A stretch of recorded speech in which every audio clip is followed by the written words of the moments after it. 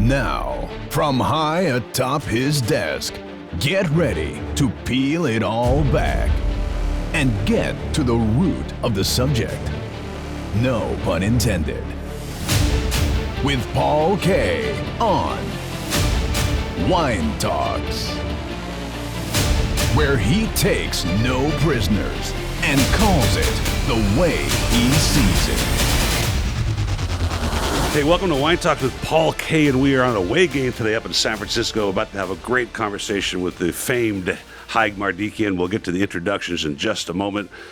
Wine Talk's, of course, available on Pandora, iHeartRadio, Spotify, Stitcher, wherever you hang out for your podcasting, and sponsored by the Original Wine of the Month Club, now sporting the Napa, Sonoma, and Bordeaux series.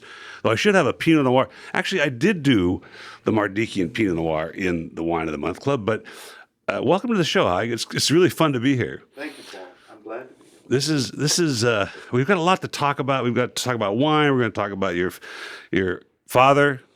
We're going to talk about, I say it with tongue in cheek, we're going to talk about the Armenian plight. We're going to talk about Song of America, the book by George Mardikian, and possibly the cookbook, Dinner at Ohmar Khayyams, and which I have a copy and have read. So anyway, welcome to the show. This is going to be a lot of fun. We're going to talk about stuff. I wanted to start with this, just a quick story. I was tasting. I taste every Tuesdays, and a gentleman brought in a wine about 2 years ago. I think it was a 2016 McPhail Mardikian Estate Pinot Noir. And I had just gone to Montebello for an event where they were highlighting your father's Ancha work. And I thought to the guy, I said, does this have anything to do with George Mardikian? He says, yeah, why? I said, well, I just went to an event. I didn't know he was in the wine business. I said, do you know the family? He says, yes. We meet with them once a year to decide what to do with the grapes, etc. So I want to start with that. The Mardikian Estate, which is where, you were just talking about an amazing story about how you came about it. So the vineyard that produces the grapes for the Mardikian Estate Pinot Noir, that is has been under the McPhail label, but now will be under the Hess label, because the Hess organization, Hess Winery from Napa, owns the McPhail label. And they've decided now to put Mardikian Estate Pinot Noir under their own label. But the initial relationship developed because about 25 years ago, I bought a property near the little village of Freestone, which is located pretty much midway between Sebastopol, California, and Bodega, California, which of course is the coast. So this property is about 9 miles inland from the coast. It's a cooler climate than Napa. Is that Freestone North Sonoma? Yeah, it is western Sonoma, I'd say mid-Sonoma County. It's fairly close, actually, to the Marin County line. Oh, I see, okay. So, but it's 9 miles inland from the coast. And it became quite clear to me a few years after I had bought this property, which I bought for a family weekend retreat property, that I had bought property in what was becoming ground zero for those who wished to make a very high-end California Pinot Noir. And the reason they honed in on this area was because of its proximity to the coast, and yet which made it cooler, which allowed Pinot Noir to thrive, but which was still just far enough inland from the coast that it would be warm enough to get a crop. Yeah, right. So they had pinpointed what happened to be the area around me. Is that the end of the Petaluma Gap, sort of? Yes, okay. I would say that would be a way to pinpoint it on the map. Exquisite. But if you were to Google Freestone, California, it would come up, and you would notice that it lies basically 50% of the way between Sebastopol and Bodega, the coast. So what happened was, when I realized this, I decided, well, I've got about 15 plantable acres on a southwest-facing hillside, which is ideal, of course, for grapes. So I thought, well, I should do this. And so I went to Cal Davis. I spent 4 days there doing their course, in which they walk you through exactly what is involved in creating a vineyard. And at the end of the day, a 4-day course, I said to myself, this is a very, very technical and scientific business, and nobody should do this as an amateur. I want to find a winery, a high-quality winery that wishes to control its own grapes, and I want to do an arrangement with them and partner with them. And it turned out there was considerable interest. The Phelps Group out of Napa had developed right by the town of Freestone, stone's throw from my property, 150 acres of Pinot Noir. They had built a 20,000 case winery, and they were extremely interested in my hillside. Steve Kistler came over and met with me, and he told me, I have spent 20 years driving by your hillside and dreamed numerous evenings of planting it myself, but I just bought 20 acres down the road from you. And so if you plant it, I'll buy every grape you grow on that hillside. Dumal came and took a look at it. Pedigree. Miramar Torres took a look at it, and she had just closed on about a 25-acre property less than a quarter of a mile from me. So everyone was focusing on this area. So you're saying this sometime in the 90s now? Yes. I believe the first harvest was in 12. So, and then that took about 3 years to get 4 years to get a harvest. So eventually Hess came and looked, and Hess had decided they wanted to have a vineyard designated Pinot Noir from that area. And so I made an arrangement with Hess. Well, this is interesting because you started earlier when you told the story earlier about how you came about this vineyard, because the wines are phenomenal. I've tasted many vintages. I have lots of the 18. In fact, when I just as a side note, I did a special on the 18, the one you're looking at here, and I had somebody email me and buy a case and said, because of the Mardikian family, I went to school. I think it was in Beirut. There was a George Mardikian school in Beirut. Yes, there was. Yeah, so I appreciate the business that there was a school in Beirut where I got to sell a case of wine. That was very kind. Excellent. That was very kind. But I want to go back further.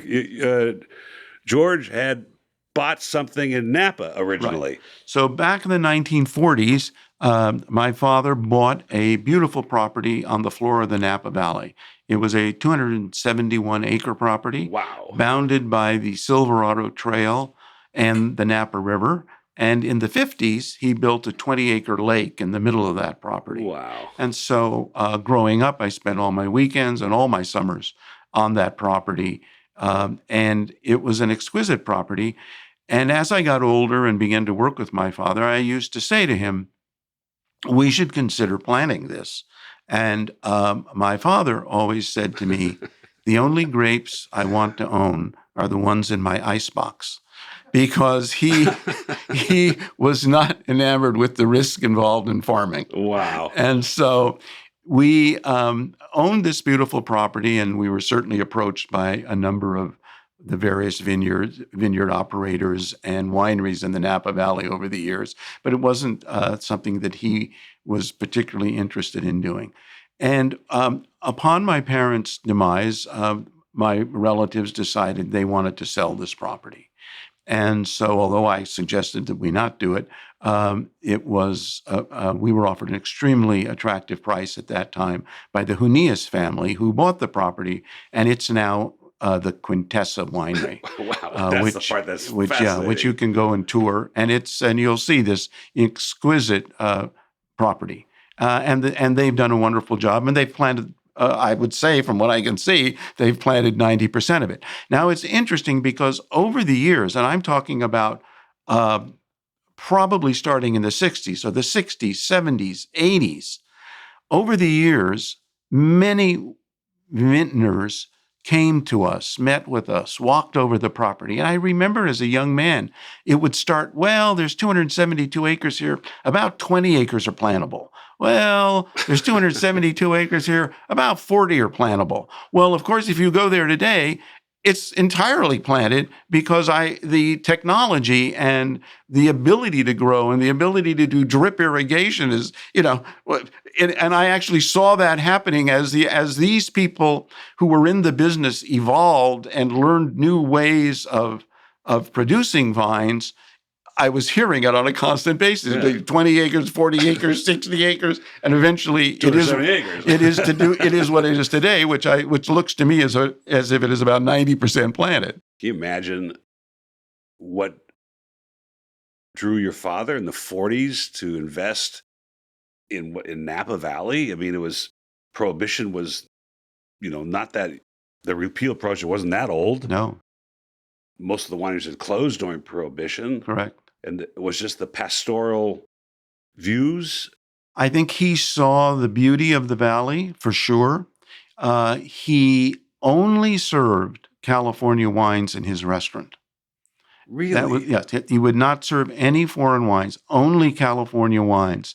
So he was very close to the Louis Martini, Charles Krug, Wente Brothers, which is not located in the Napa Valley, Beaulieu, all those Beringers, all those wineries he was in touch with them through the restaurant business. And I would only imagine that through that connection with those wineries, he became enamored with the Napa Valley.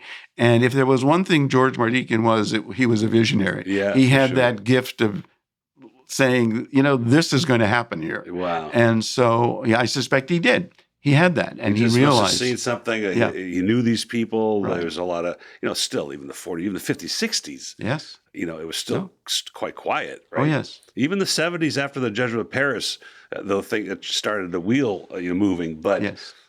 I think my research shows there were 54 wineries like in 1972 or something when my dad opened his store. Sure. I mean, it wasn't much, right? No. And here he is seeing what this could be. Right. Did he want to grow apricots like a good Armenian would? Or? No, but in the large field that is next to the Napa River on the property, he would grow vegetables for the restaurant. Really? And all kinds of vegetables, cucumbers, wow. and peppers and melons. Oh my God, so all kinds of melons. He's like the original farm to table guy. Oh, he was very much so. In fact, I used to tell people there used to be a gentleman who you'd see his ads on television. I think if I recall correctly, the name was Ewell Gibbons. Ewell Gibbons. Right. He was and he would go out and do. And I would say my father's like Ewell Gibbons because we'd go up to the country, we'd go out in the field and pick weeds, and he'd come back and he'd cook something with weeds and say, "What do you think of this? What do you think this tastes like?" That's and very it funny. tasted pretty good by the time he was finished. For the listeners, we didn't even say the name. It's Ohmar Khayyams. I know that he opened one in Fresno originally. Yes. And then he moved it to San Francisco. Yes. The one in San Francisco became prolifically famous. Yes. And I'll tell you some stories in a second. But what were the years that restaurant was open? So San Francisco opened in 1939. Oh, wow. Okay. And Fresno opened right at the start of the Depression. So 30. Right. At sometime in the very early 30s. And the Fresno restaurant had become successful. And my father took my mother up to San Francisco to begin to go on a trip. They were going to take the train, I think, across the country to New York and then get on a ship and go to Europe and have a trip. And this was 1939, and they were staying at the St. Francis Hotel, I believe. And my father walked down Powell Street and came across the site where he had gotten his first job as a dishwasher at a speakeasy called Coffee Dan's, and there was a for sale sign on it. And so he started talking to the gentleman, and he decided he would take over what had been Coffee Dan's and create the San Francisco Ohmar Khayyams. And so then, of course, he had to go back to the hotel room and tell my mother that the trip was on hold. I get in trouble for buying a car, let alone a restaurant. And so that was the birth of the San Francisco Ohmar Khayyams, which, as you say, did become actually world famous. During the founding of the United Nations here in San Francisco, 1945, the then mayor of San Francisco chose my father to provide all of the food service. Wow. So at our War Memorial building, our opera building here in San Francisco, my father had a crew of 150 volunteer women, and he volunteered all of his time as well to provide food for all of these delegates. So it was thousands of meals a day that they I can't tell you how important these pictures are that I brought you of him cooking for my family. They're wonderful. So we'll work backwards a little bit then, because I can't tell how many conversations I've had with the old school wine people, Bruce Nyers being one of them, the famed Napa Valley wine. He used to sell my father wine in the 70s, and I brought it up during the podcast about Ohmar Khayyams. He goes, "Oh yeah, we used to wear our uniform and go get free food because and Mr. Mardikian would come to our table and say, 'This is on me.'" It seemed to be a standard thing for him to reward the troops. If you were in uniform, and particularly if you were wounded and in a uniform, then you paid nothing. You could eat anything you want and drink anything you want on the house. It was a huge restaurant, though. It was like, whatever, it was like 300 seats or something? No. That's what I thought I read. As things that are very famous tend to be, they tend to appear bigger than they are. At maximum capacity, the dining room sat 150. Well, Coffee Dan's was pretty big then, I guess. It was a big operation. And you entered Ohmar Khayyams as you entered Coffee Dan's by walking down 17 steps. It was in the basement. Wow. You went down. It was in the basement. And now when Coffee Dan's was in existence, there was also a slide. And as I understand it, women were encouraged to enter Coffee Dan's via the slide. But there was no slide when it was Ohmar Khayyams. There was no slide when it was Ohmar Khayyams. I kind of got goosebumps when you said he went back to his original location where it was his first job when he got to America. Right. The story's in the book, The Song of America, when he arrives here and is looking for work, and he's living with, I think, the uncle or the cousin. Yes. But let's go back just a little bit of the Armenian history. He survived the genocide as a teenager, I think it was, or around then? As a teenager. He would have been a teenager, and he survives the genocide, and he's about now 18 and 19, and he becomes a Boy Scout organizer in Armenia, what is then the Republic of Armenia, created by Woodrow Wilson from the Versailles Treaty Group. He becomes a Boy Scout organizer at a huge orphanage run by the Near East Relief, the American humanitarian organization founded by New York financiers who went to the Middle East after the genocide and basically saved what was left of the Armenian race, which were these tens of thousands of orphans. And he was a Boy Scout organizer at this Near East Relief orphanage in the town, what is today the town of Gyumri in the Republic of Armenia. Yeah, right, yeah. And I have been to the site of that orphanage. That orphanage was originally built by the Tsar. The buildings were built by the Tsar to house his Cossacks. And those buildings are still there. They're completely abandoned, and they are within a military base. But we got permission to go in, and we walked through these buildings, and it was like seeing a ghost. Yeah, that's because scary. There were over 10,000 orphans in this one facility that were boys. Then a mile or two away, there was another facility of 10,000 plus girls.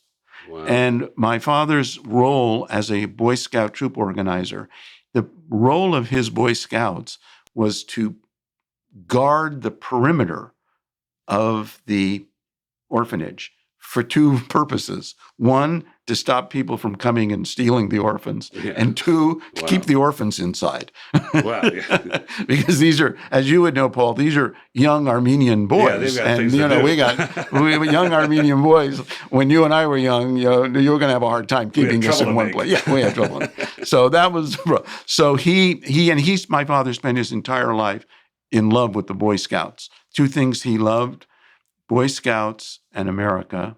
And he loved those two things equally. And every day of his life that I knew him, in his lapel, and he always wore a suit or he wore a sport coat on the weekends, he would have the Boy Scout fleur-de-lis and the American flag. Wow. Long before anybody else wore American flags in their lapel. That that goosebumps must have been flowing when you went to this building. Oh, yes, at this absolutely. Gumri, And where I have seen pictures of that, the main building, which had been a church. Yeah. The steeples have fallen off. It's made of brick. But the building is there. I've seen pictures of an Armenian bishop standing in front of that church with 10,000 orphans in front of them for a Sunday service. Who had the for a Sunday foresight service to take that picture? Oh, too? my God. That's amazing. Yeah, no, it's unbelievable. So and just a personal note. So the Near East Relief is a remarkable history, and you should read about it. Peter Balakian wrote a wonderful book about its history called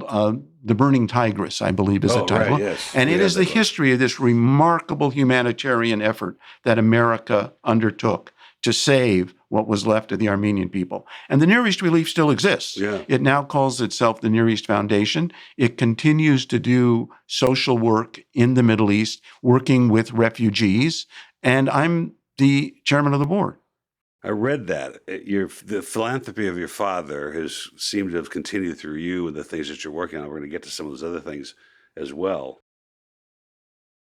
He seemed, when I read the book,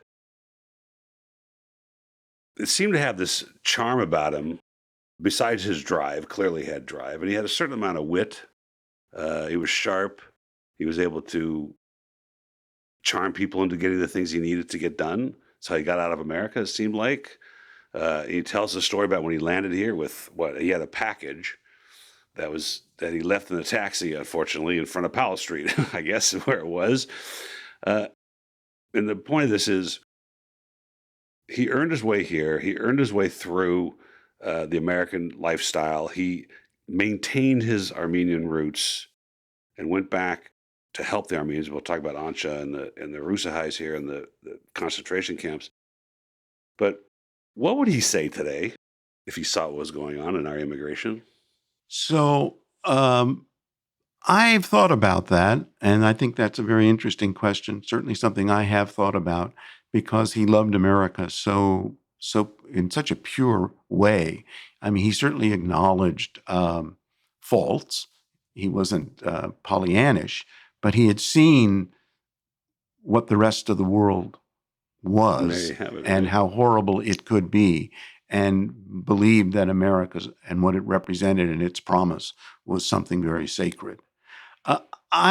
He believed and was a great proponent of the melting pot of America, that it was wonderful that people from Armenia or Poland or Africa, wherever you came from, you could come here, you could give the best of your culture and your heritage to America, and yet you were an American. And so that sense of the melting pot that seems to be eroding in some circles, that would, I think, concern him, because that, I believe, he saw as America's uniqueness and its greatness. Well, it's kind of interesting because of why people are coming here. This is not a political show, so we're going to stay with politics, but they're coming here because of what you're saying. And when I look at the picture here, there's one picture of my grandfather, Jack Danielian, talking to George, and I can only imagine the conversation, because my grandfather had a great love for the country. He was written up in Coronet magazine once, and he took my grandmother to the hills of Hollywood in the 40s and said, the streets are paved with gold. And he had this, the largest carpet store west of the Mississippi at that time. And it seems to be the same ilk, the same mentality, the same outlook on life, that to get a second chance. And that's what America offered him. Remarkable to me, the optimism that people like my father and your grandfather and that generation had. They had lived through the worst of the worst, and yet they were optimists. They faced every day with a smile. I mean, my father was the most upbeat person I think I've ever met. And I know what he went through. And you would never dream it. You could never envision it. He loved people. He loved interacting with all people, every person you could imagine, from the homeless person literally out on the sidewalk to a president of the United States. He loved everyone, and he would talk with them and charm them and listen to them and listen to them. Yeah. That a big part of it was listening. So you came to the Ohmar Khayyam restaurant. I came to learn this over the years as I worked there and observed him. You came there for three reasons. It was a lovely dining room. The food was very unusual and unique for its time, and you met the patron. Yeah, that's right. This man came to your table. Yeah. I mean, and you were charmed, and you came back and you brought your family because you wanted to introduce them to the patron. Right. And yeah, so that's amazing. And you don't see restaurateurs like that anymore. Well, that's a really good point. Only because I've been studying the homogenization of American food, and it just turns out that your father opened that restaurant right when foreign foods were coming to America, and they seemed fascinating and interesting. But I wonder if he wasn't one of the pioneers in this idea of the chef coming out of the back house, right? I think he was one of the early ones. I think Had to be. He definitely was. You remember he had a radio program that was broadcast all over the United States. He was the chef of the air. And so he was, in essence, the first celebrity chef. Yeah, that's right. And this program was broadcast. Remember, you didn't have ABC, NBC, CBS. You had the red network and the blue network. Yeah, and right, I'm sorry, I can't remember if it was the red or the blue, but they ran a line to the restaurant, and he had his microphone there, and he would interview people in his restaurant and talk about recipes. And this was broadcast all across America for years. We're gonna have to make some of the Ohmar Khayyam recipes. We have the book at home. Actually, in the book, I learned a lot just from the first two chapters, where he talks about San Francisco in the 1800s, the gold rush, what they were drinking, what they were eating. It's a very interesting part of the book besides the recipes. So he walks into he goes to see Coffee Dan. Maybe it wasn't Dan at the time, whoever owned it, but he says, I want to buy this place. He has to go back to the hotel, tell your mom that the trip's off and we're going to start a restaurant. We're going to move. I'm supposing he's moving from Fresno, not necessarily having them. Or did he have them at the same time? Yes, he operated both restaurants. I believe he closed the Fresno operation towards right about the end of World War II. There's a part of the book where I don't know if this is before he opened Fresno or because he opened Fresno, but he gets on a ship, wants to tour the world, and wants to find all recipes Armenian, whether they're ancient or not, and gets on a cruise line where he's able to jump ship where he feels like it and scour restaurants. Ends up at the island off of Venice, Mekhitaryan Island, San Lazaro. San Lazaro, and the Mekhitaryan priests, and starts looking for recipes. Was this before the restaurant? Yes, this was before the Fresno restaurant. So after he worked as a dishwasher at the Speakeasy Coffee Dan's, he went across the street. That just sounds funny. Yes, he went across the street and became a dishwasher at a cafeteria called Compton's. And there were lots of Compton's cafeterias in the Bay Area at that time. And they were even there when I was a child in the 50s, Compton's cafeterias. Mm-hmm. And so he went to work as a dishwasher at Compton's, and instead of $12 a week, I think they were now paying him $14 a week. So 20% increase. He becomes Gene Compton, the owner of Compton's right-hand man. Over a year or two or three, whatever it takes, Gene Compton recognizes he's got an unusual individual here as a dishwasher. And so he becomes his right-hand man, and he opens a number of Compton's cafeterias for the Compton's group, the Compton's chain. Oh, really? And Gene Compton wants to turn the business over to him, have him run it all. And my father agonizes and thinks, no, this is not what I want to do. I want to create an Armenian restaurant. This is a cafeteria that's serving traditional American food, which is fine, but I want to bring the food of my ancestry to America. And so he leaves Compton's and signs on as a purser on the USS President Wilson, a steamship which goes around the world. Mm-hmm. And it's on that he learns about fine dining and fine service from this cruise ship. And as it stops in different ports, he goes and talks to chefs, and he then stays a fair period of time, I believe, in Cairo, working with a renowned chef there. Mm-hmm. And then he comes back to America from that experience and opens his restaurant in Fresno called Ohmar Khayyams. So there's a book. There's another Armenian restaurateur of the age. His name was Mardikian.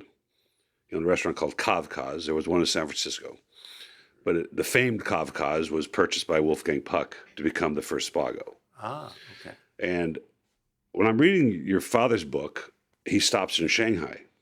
Yes. Now, Mardikian had come from Russia. He had been told to leave, given a train car, ends up in Shanghai, opens a Kavkaz.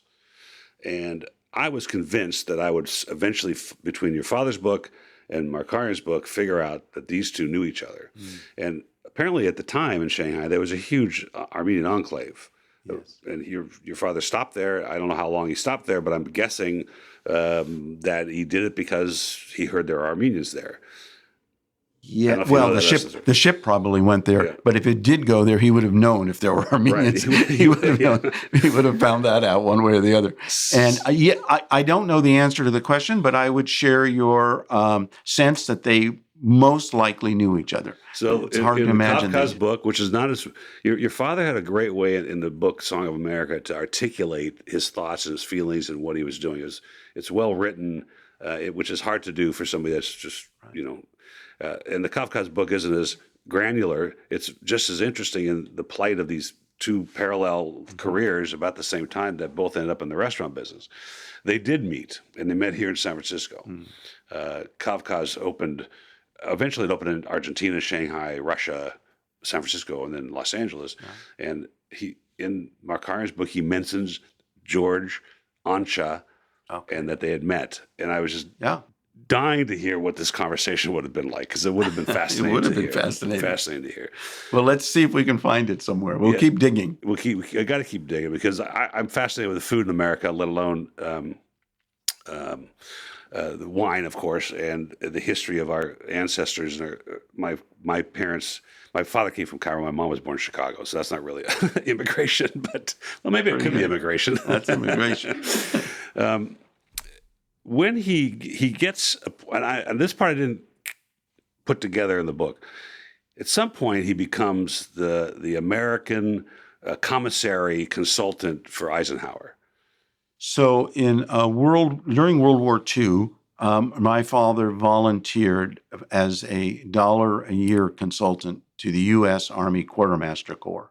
And he would go around to Army bases and talk with the chefs,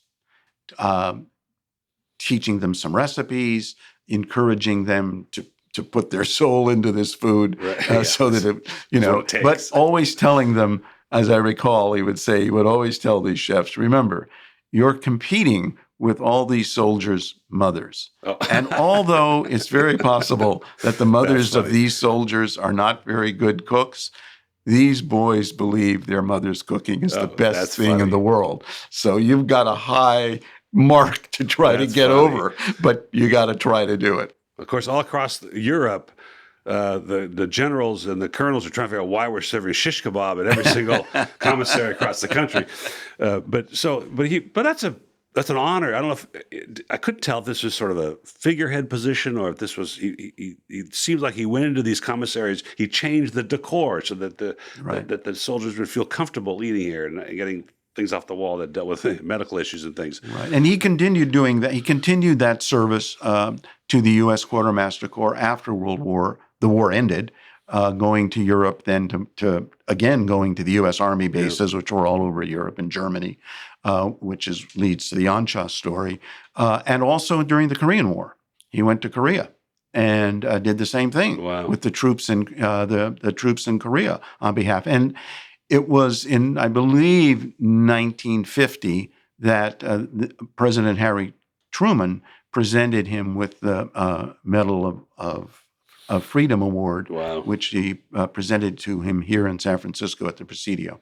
That's for his service. Yeah, quite an honor. So along the way, he apparently runs into a German DP camp, displaced persons camp. So the war has ended. He is doing his service to the Quartermaster Corps in Stuttgart, Germany, where there was a large U.S. base, working with the chefs there. And one of the generals or colonels comes up to him and says, there's a camp just outside of town that is filled with Armenians, people from Armenia.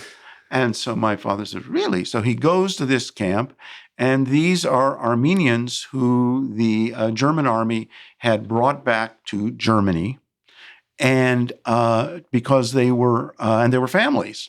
They brought them all back, and they were basically they were skilled workers, and so the Germans wanted them as skilled workers, machine toolists, and so on and so forth. And now they were people without a country. The war has ended. They're in Germany, but they are citizens of the Soviet Union. Ah. And I never put that together. The policy is to return them to the Soviet Union. And they explained to my father in their panic, which is, Stalin will kill us. This is a death sentence if we go back to the Soviet Union. He's not going to acknowledge what happened to us. He's simply going to say, we left the Soviet Union and we're traitors. And he's going to put us all to death. And so my father said he would do what he could do to help them. And that's when he returned to the United States, he created the American National Committee to Aid Homeless Armenians. In order to come to the United States at that time, you had to have a sponsor. You had to have someone that said, Paul, I am your sponsor. I guarantee you will have a job when you get here. You will not be a ward of the state. Otherwise, you couldn't come in. It was very difficult to get in the United States.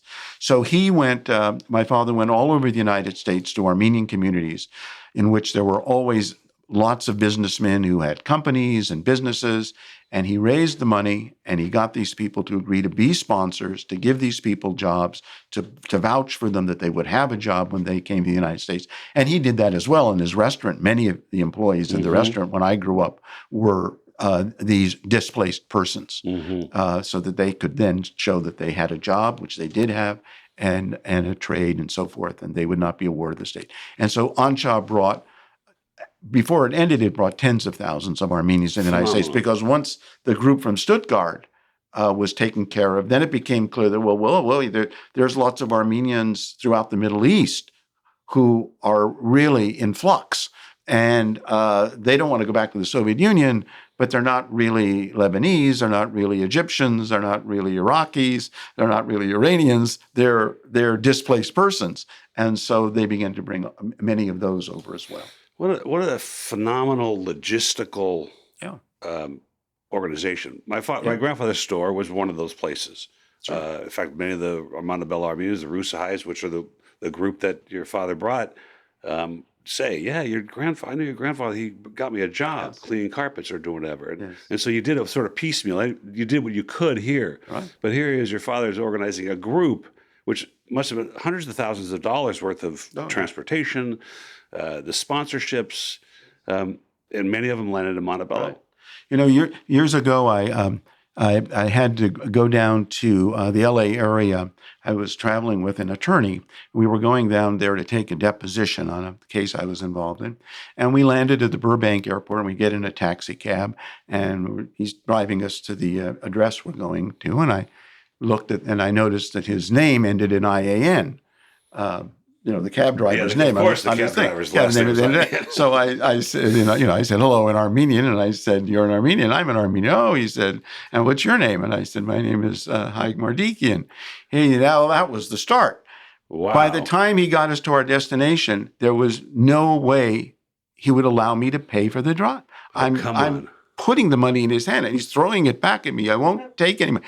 To this day, and that had to be 20 plus years ago, if I've ever run into that attorney, he says, I have never gotten over this experience. I have never been in a cab in LA where the cab driver refused to be paid. That's so funny. But he knew. His family had been brought over by Ansha. The cab driver's family had been brought over by Ansha. There's so much debt to, and one of the questions I had, some of my friends, I said, I want you to send me some questions that if you had the chance to come, they wanted to come and they couldn't make it this time. One of them was that question. Did you ever ask your father what made him start Ansha and bring? They said 5,000, but you're saying tens of thousands of people. Before it was all over. Before Ansha finished its mission, yes. And then they asked, how does it feel to have a father who impacted these lives? And here you just told this amazing story about the cab driver, this random cab driver in Los Angeles. So I am fascinated by people, and I was always fascinated by my father. was always fascinated by his energy. When I finished my schooling in the early 1970s, I came back to work with him. And at that point, he had been very successful in the restaurant business. He'd always taken his money and reinvested, buying real estate, buying radio stations. So at that time, we had, I think, 9 radio stations. We had a rather large portfolio of real estate holdings. And he and I, we'd go to the office at 9 o'clock in the morning. We'd work on all these different assets. Around 5 o'clock, I would go up to the Olympic Club that I belonged to, take a steam. About 6:30, I'd come back to the restaurant, have dinner with my father, and we would then work in the restaurant. And somewhere around 11 o'clock at night, I would go to my father and say, "Dad, we got to go home. There's nothing left. I'm like a sponge. There's nothing left in me here. We got to go home." And it was 11 o'clock at night. The man is close to 40 years older than I am. And he would look at me and say, no. I've got to go over to that table and talk to those people. He was just getting warmed up. Yeah. And it was a phenomenon to me. I just couldn't believe it, that anybody could have this much energy. Because, as I analyze it, because he loved what he was doing. It wasn't work. He wasn't even doing it for the money. He was doing it because he absolutely loved it. You know, it's interesting.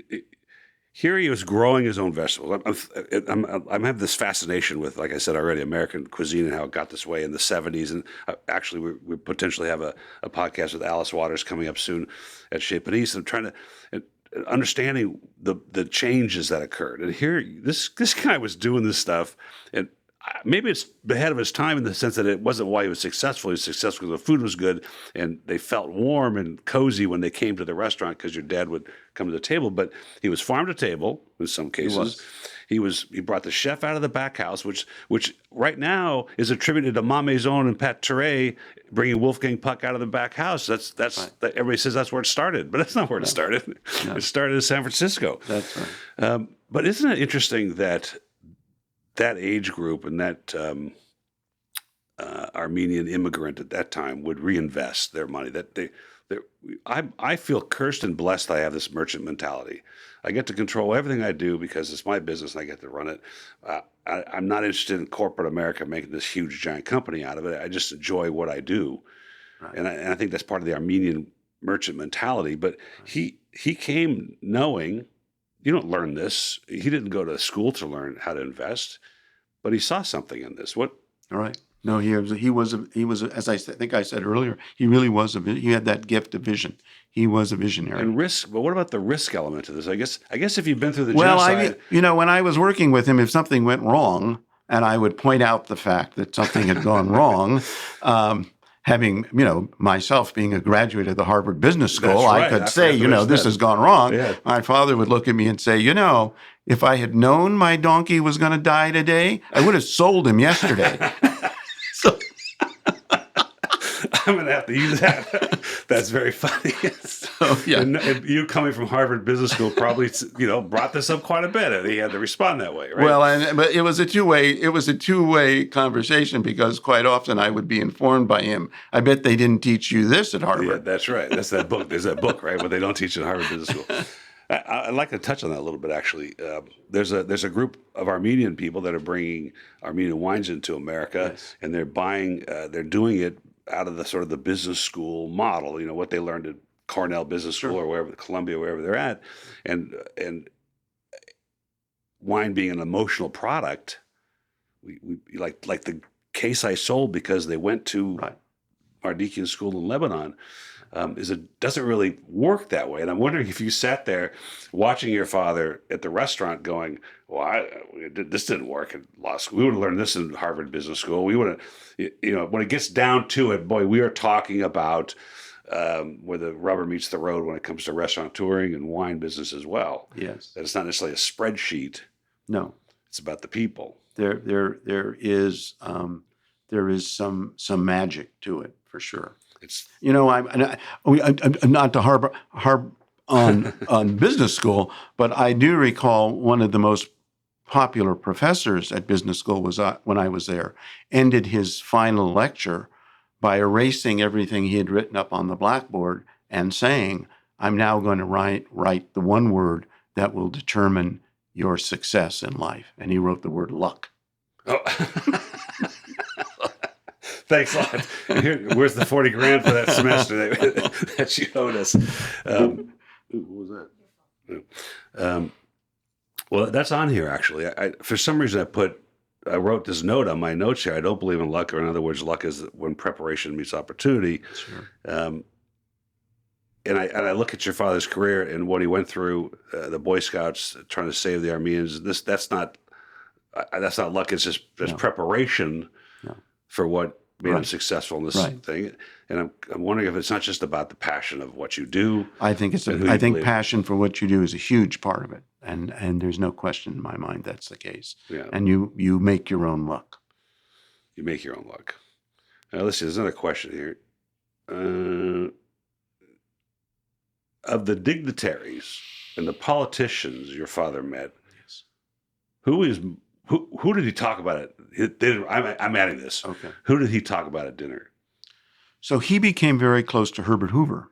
Really? They became very close. I could almost say to you that he looked upon Herbert Hoover as his father. And there is here in the San Francisco the Bohemian Club, a men's club, and that club has a retreat 80 miles north if you're up at the Russian River that they call the Bohemian Grove. Mm-hmm. And men go up there, they have little camps within that grove, and they spend 2 weeks there, and they have lectures and talks and what have you. And Herbert Hoover was a great member of that club. Really? And he belonged to a camp that he had created at the Grove called the Caveman Camp. And one night in my father's restaurant, one of his best customers comes, and my father goes over to talk to him, and the gentleman says to my father, "George, I belong to a club called the Bohemian Club in San Francisco. We go to this encampment every year in July for 2 weeks. I'm the captain of this one camp in this club, and I'm having a terrible time finding someone who will come and provide food service and valet service for the members of my camp. Would you do that?" And my father says to me, I'm standing there in my restaurant thinking this is one of my very best customers, but the very last thing I want to do is go 80 miles north of San Francisco, spend 2 weeks in July in the woods with a bunch of drunks. And he says, how am I going to get out of this request? At which point the gentleman says to my father, although I'm the camp captain, the real leader of my camp is Herbert Hoover. And my father says, as in President Herbert Hoover? Yes. My father says, I'll do it. Wow. So my father goes up there. He takes a crew up there to run this camp of about 30 men, of which Herbert Hoover is really the persona, the great persona. And Herbert Hoover and my father start having dinner together, the two of them alone, because the rest of the camp goes off to the main commissary. But Herbert Hoover stays in camp. So he asks my father, and they start talking. And 1 year goes by, 2 years goes by. Somewhere, I think, in the third year, Herbert Hoover and my father are having dinner together at the camp. And Herbert Hoover says to my father, George, he says, I sign all the checks that pay the bills for this camp. I don't remember signing a check to your organization. Have you given us a bill? And my father says, no. He says, I do this for free. And Herbert Hoover says, you can't do this for free. That's totally insane. And my father says, no, we've discussed this. He said, when I was a Boy Scout troop leader at this orphanage, I would march my Boy Scouts down to the train station, and we would offload the food. And the food was stamped Hoover Relief. And that food kept us alive. And I am repaying my debt to you by not charging. I will not take any money for this. And so Herbert Hoover goes to the club and says, make this man a member. And Wow. So my father became a member. And he and Herbert Hoover remained very close friends. And my parents would have a party at their home at the end of this encampment every year. And the members of this camp would come to their home. And Herbert Hoover would come every year to our home. And my father had a guest book. And people would sign the guest book in his home. And one time, Herbert Hoover said to my father at one of these parties, George, you have a guest book. You never asked me to sign it. Why don't you ask me to sign it? So we bring Herbert Hoover the guest book, and I have the guest book, and this is what he wrote. He said to George Mardikian, "Whenever I lose faith in America, I just remember it made you, Herbert Hoover." Wow. So yeah, I would say that was one of the personalities that my father was the most drawn to. You think? But there are certainly many others. Well, I thought it was appointed by Eisenhower originally, and there's a story in the book about Yes. he visited Eisenhower and they went to lunch, and Sure. he was a little disappointed because he really wanted to have a talk about all this other stuff that's going on, and Dwight Eisenhower just wanted to have lunch.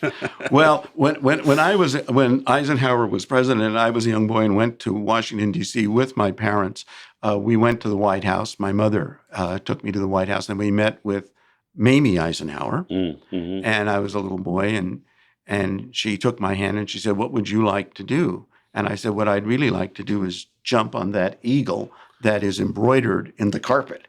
And so she took my hand and said, "Here, jump." What an honor, right? Yeah, I get to jump on the eagle. I think my mother's face had a great look of horror on it. There's a picture. I have a picture of Louise and Eisenhower. Oh yeah, sure. And I'm sure that's Serp. But tell me a little bit about just for my own sake. We talked about it a little bit, and I showed you these pictures of my family with your dad.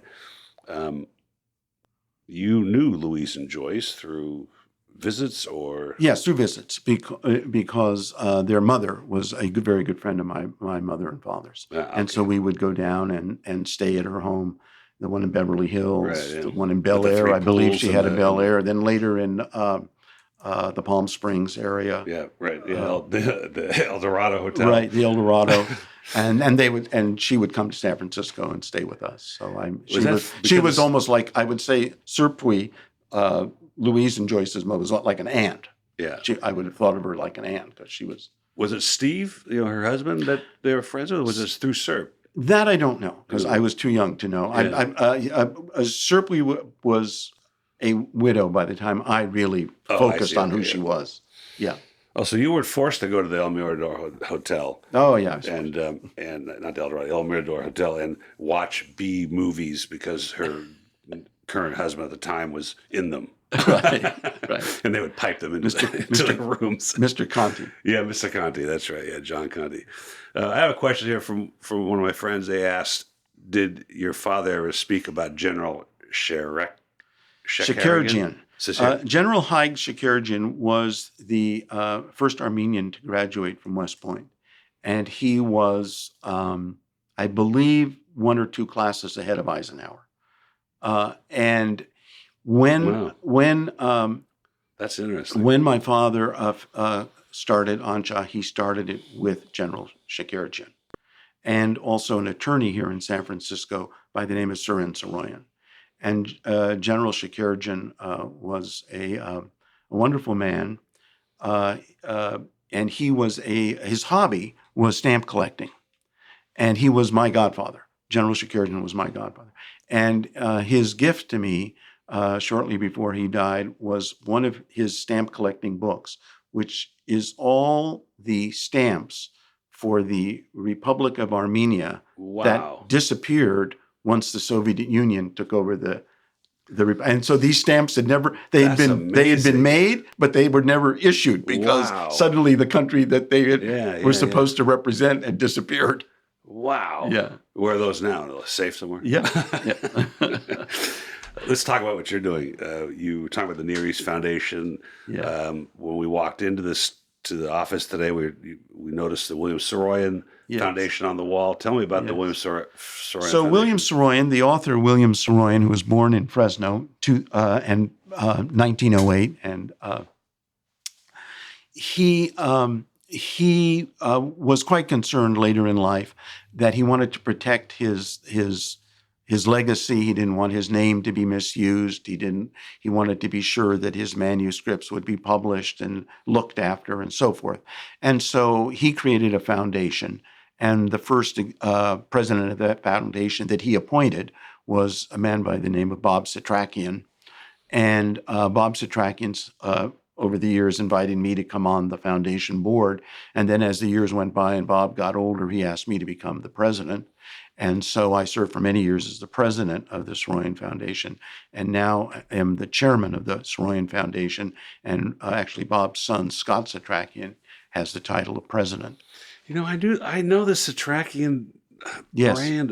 Yeah, it was brandy. Yeah, I know it. Maybe because of my dad's liquor store days. I don't remember. But so, what does the Saroyan Foundation do now? So the Saroyan Foundation, we originally all the manuscripts were at the Bancroft Library because William Saroyan had realized that that's where all Mark Twain's manuscripts were. So he thought, well, that would be a good place for his. Sure. And the Bancroft did a perfectly good job of preserving them and protecting them.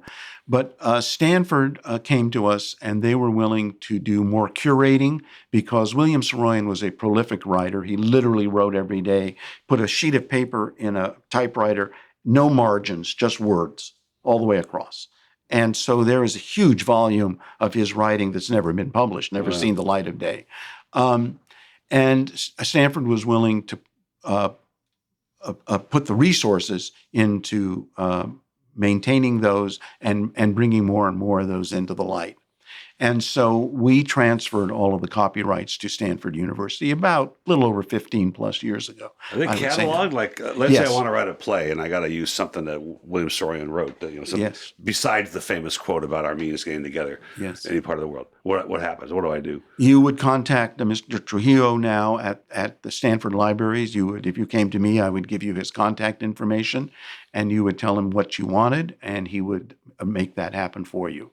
And if maybe you wanted to go into the archives to see something, he would make that happen for you. Or maybe you wanted to have a copyright permission to produce something written by Saroyan, he would arrange that. Would you have to, like the Shoah Foundation of the USC has taken audio and visual records of the genocide and indexed them? And so that if you say, I'd like to see passages where the U.S. Army is mentioned and Auschwitz, it would take you to these different conversations. Have they indexed his things? I think they've done some indexing. I can't swear to you to the fullest extent that they've done the indexing, but some of that's available. But they're there to help you get to those archives if that's what your interest is. It'd be one of those things where you'd sit there, you'd be there all day almost, but you find something so interesting you'd want to read it, and you go, well, what else is around here? And all of a sudden you've been here 8 hours. And the Near East Foundation is alive and well, and you're a board member there. And what's their focus now? I became a board member some years ago and now presently serve as the chairman of that board. And the Near East Foundation operates in Morocco and Lebanon. We're in Iraq. We've been in Egypt. We're in Palestine. We've done a number of different things. And basically what we do is we service at-risk communities, regardless of their race, creed, or color, primarily in the Middle East, although we're also in Mali, where we have a very big program. And we work primarily with refugees. And we are not... The Near East Relief is no longer in what we would call in the business, the tents and blankets side of relief. We come in now after the tents and blankets have been provided to the refugees, and we work with them to see how we can help them to become economically self-sufficient. And this can be as simple as giving a woman a sewing machine. And suddenly she can do mending and make enough money to make sure her sons stay in school, her daughters don't go into prostitution. It's remarkable how aid clearly focused on people's real needs can change lives dramatically. Get a man a fish, right? Dramatically, yes, dramatically. Wow, that's amazing. And what other not Armenian foundation, but foundations that you're working on? We're in Armenia as well. Yeah, Armenia. We just got a multi-million-dollar grant from the EU to do a work in Armenia, the same type of work. I think we're almost on an hour. Wow. And as much as interested as I am hearing more, we'll have to do it again. Pleasure. this is it's fascinating, and the world needs more George and Haig Mardikians to. That's very kind of you. Wave the flag. I would say the world could use more George Mardikians for sure. Well, it's clearly the apple didn't fall far from the tree, because to have the drive you have, to do the things you're doing, to continue to wave the flag for the Armenian people as well as just people in general is really fascinating. And I hope wine, of course. We have to continue that flag waving, and look forward to the next release of what's going to be a Hess Pinot under there. Will it say Mardikian Estate on it? It will say Mardikian Estate. It won't be under MacPhail's label. It'll be under Hess label. Can you just briefly, is there any significance to the deconstructed red wagon? There was. MacPhail had a tasting room in what is known as the Barlow development in Sebastopol, California. And in this tasting room, coming down from the ceiling down to the counter top where you would do your tasting, was a series of red wagons welded together. Really? Children's wed wagons. Yeah, They're right. welded together. And I looked at these for several years and being dense, finally asked the young lady behind the counter, what is the significance of these red wagons? And she said, that's the artist's rendition of Pinot coming out of the bottle. Right. Oh, it's wow. pouring So you're talking red about- wagons are pouring down onto the table. So everybody knows this. Everybody's done. So that on the label, that they just picked up that theme and created a deconstructed wagon. Yeah, It's gorgeous wine. It is good wine. Really spectacular. And I enjoy it. Certainly the district is from. Yes, and as a wine person, and maybe your audience isn't, I have suddenly started tasting some of the Italian Nebbiolo wines. Yeah. Just Great out of wines. curiosity. Piemonte. And I've been drawn to them, Barolos, Barbarescos. I've been drawn to them because, to my palate, they taste like a California Pinot Noir. Well, they certainly have the structure of like a Pinot, particularly the finer ones. Yes. And it's mostly Piemonte, the North of Lenge Right. and Barolo and stuff. What I don't get about them, and I've done this 35 years, I don't get the price of them. I don't know why we charge so much for a Barolo, a fine Barolo. I think see. you can do really well with a Pinot Noir like this. Like you said, the overall character Yes. is similar. Yes. The weight of the wine, the complexity of the wine, it obviously has different flavor profiles. But man, they charge a lot of money for some of those things. So Barbaresco being another one up there, part of the country. But the Italian wine industry, with something like 2,000 Vitis vinifera grapes available to them, is fascinating to me in general. It's complicated to learn. Right. There's different parts of the world, but it's also, for me, and let me ask this last question. It just bounces off of you. My brother-in-law just asked me for 5 cases of Abris Sireni, which is a grape indigenous to the Artsakh area of Armenia. And the guy that made it, his name was Garin Bagdasarian. He lost the winery during the war. They just came in and took it. Took everything. Took the barrels, took the fermenters, took everything. Yeah. And I have this thing about wine growing up with the foods of the country. And he said the other night, he goes, it just really goes well with shish kebab. There's something about koravads and arani and sireni that just works. I'm like, that's a really profound thought. I believe that wines of northern Italy versus the wines of central Italy versus the wines of southern Italy go with where they're grown. I think that's very true. And then I brought it up with a foodie the other day. He goes, I think the grapes were always there, right? So he didn't change the grapes. Right. But the foods evolved around the wines. I think that's absolutely true. Fascinating. Yes. Absolutely. But I love the fact that your dad only served California wines. Only served California wines. And if I have any strength in my arms at all, it's because for all those years as a young boy, I carried those cases of California wine down from the storeroom to the bar. 36 pounds. 36 pounds, I think. Thank you so much for the time today, Haig. It's been a pleasure, and I hope we can do it again. My pleasure. Thank you. Cheers. Which quote? Oh, yeah, you didn't read the quote. Oh, you'd like me to read it? Oh, sure, I'm happy to read it. So this is from a quote from Song of America, my father's autobiography. And it's a quote that he would read when he would give speeches because it summarizes his feelings upon becoming a U.S. citizen, a citizen of the United States.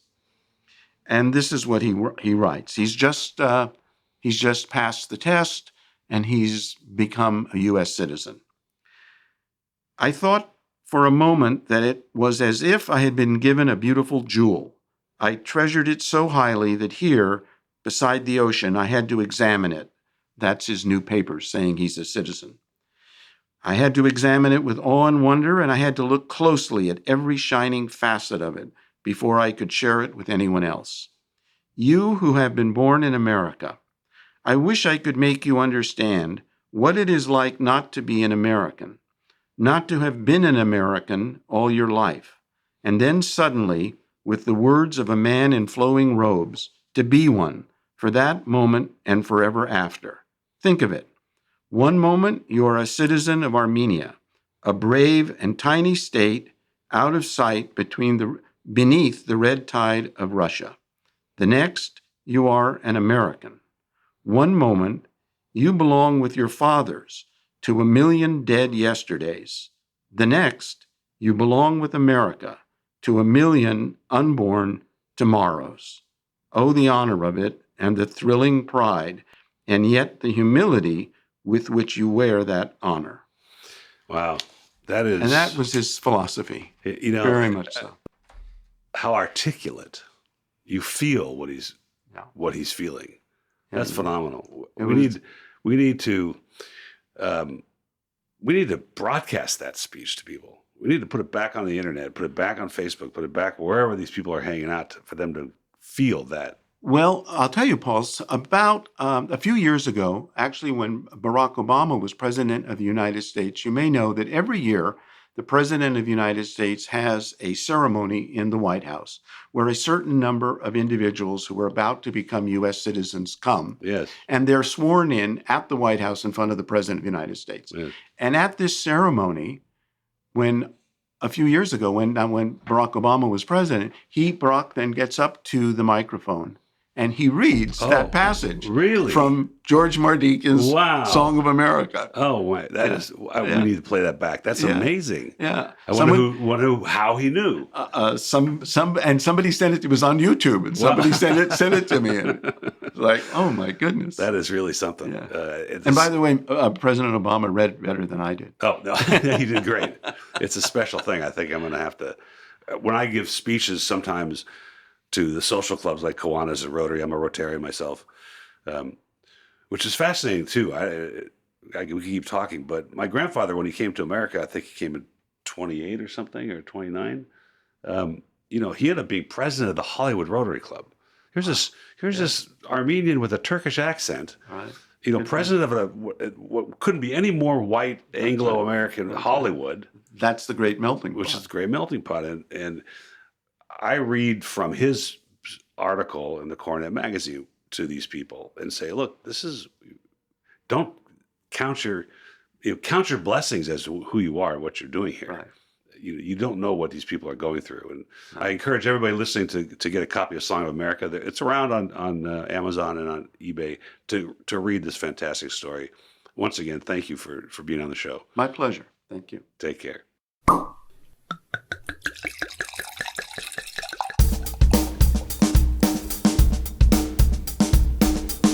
Thank you for listening to Wine Talks with Paul Khayyams. Don't forget to subscribe because there's more great interviews on their way. And of course, all these podcasts are sponsored by the original Wine of the Month Club, 48 years in business. Don't forget to visit our website, wineofthemonthclub.com. Folks, have a great time out there in the wine world. Cheers.